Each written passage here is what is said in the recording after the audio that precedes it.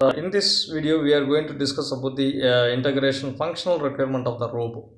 Okay, so in the previous video we have seen what is automation system and what is a robo, what is industrial robo, how it is going to be helpful for this.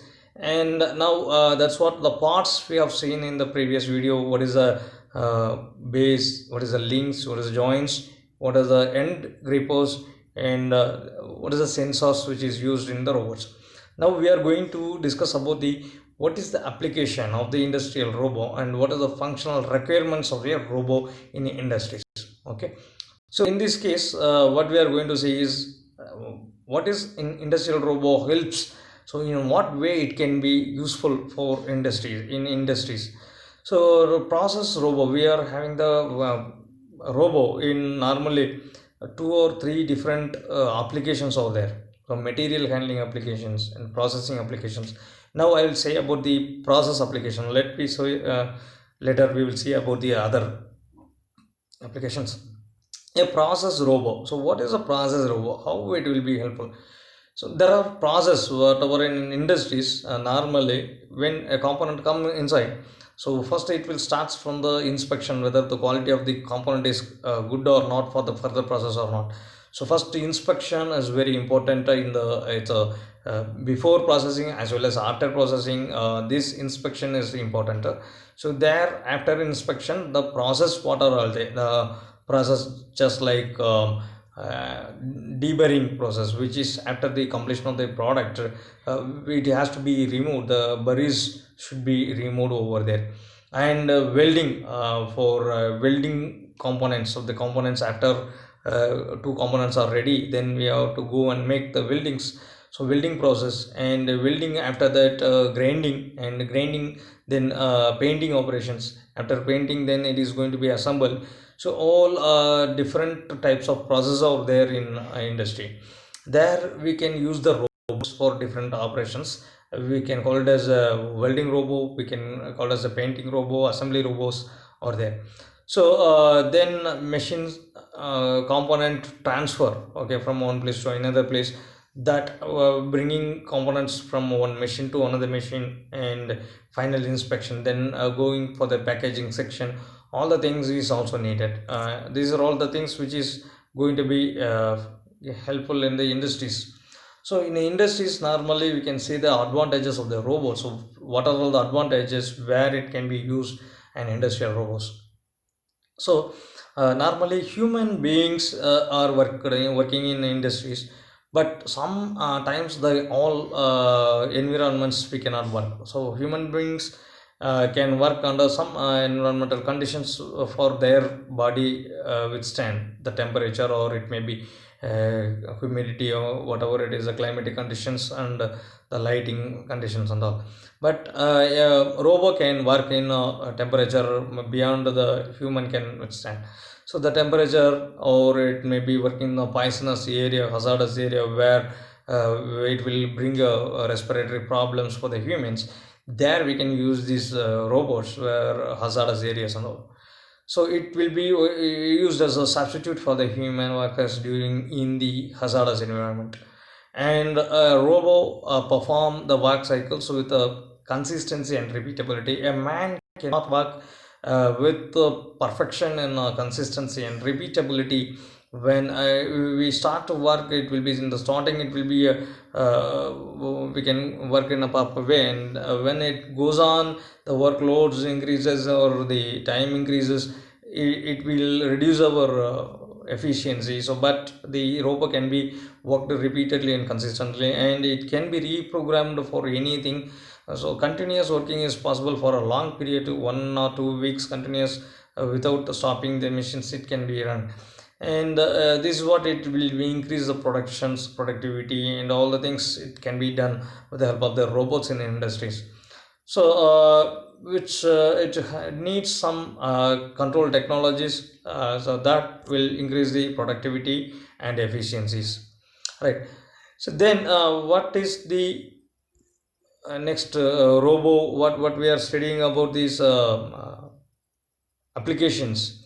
You can see frequent changeovers. Okay, that is what For long production runs, there are infrequent changeovers to change a batch type and job type productions somewhere else. It is very difficult for the human, but it can work in that changeovers, as well as multi-shift operations, so it can run continuously, first shift, second shift, third shift, like that. But man cannot work in the three shifts at a time, so it's very difficult for the thing.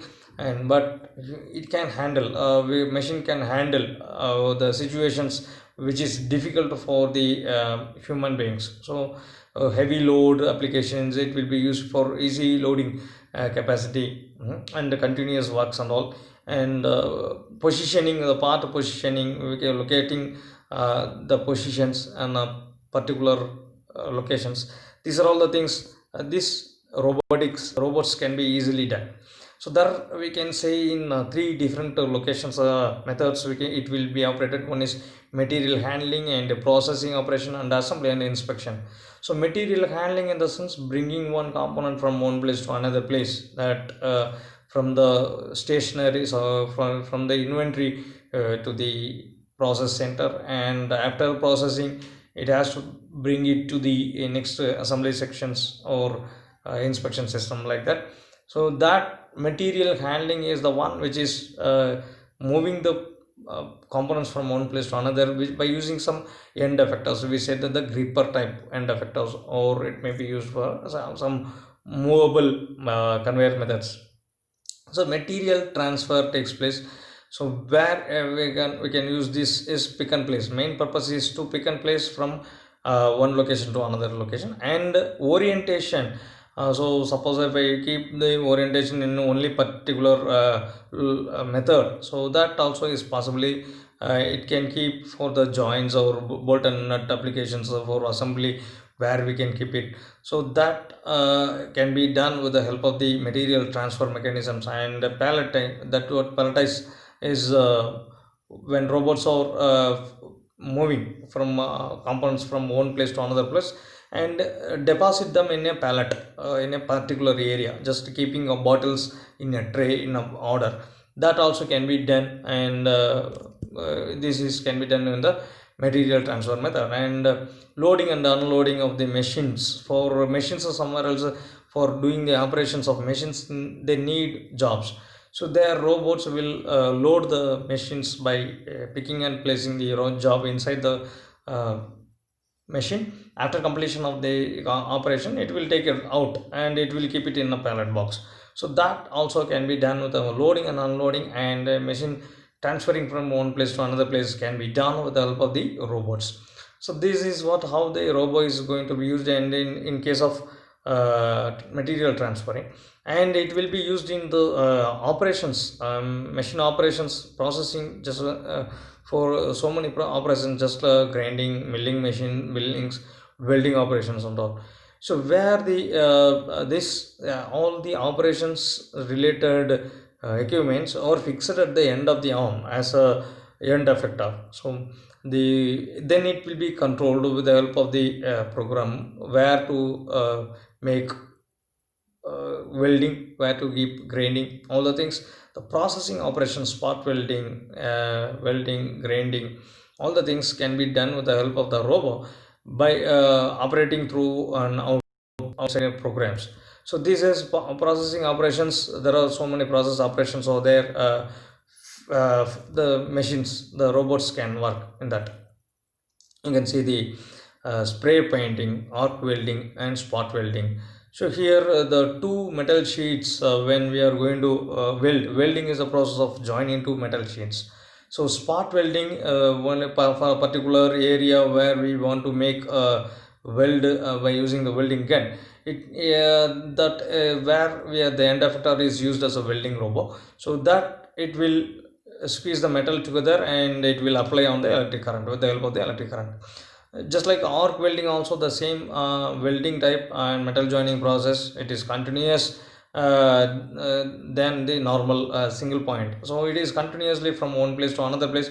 It will move, and with the help of the same speed, what is it, distance to be is maintained, and it will be used in the continuous path control robots are using for the arc welding process. and painting. So for by using the spray gun, which we filter the what is the chemical needed, what is a painter needed, and everything paints, and this is given. Only the location it will be identified, and it will spread uniformly. By using also, this is the continuous method, path method.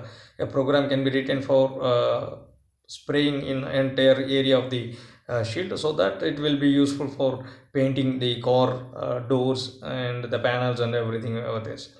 And so many other operations are there, just like the grinding and wire brushing, cutting, laser cutting, etc. So this is the material how the robots are going to be used in different methods. One is the location, the material transfer, and the applications and all. Okay, thank you.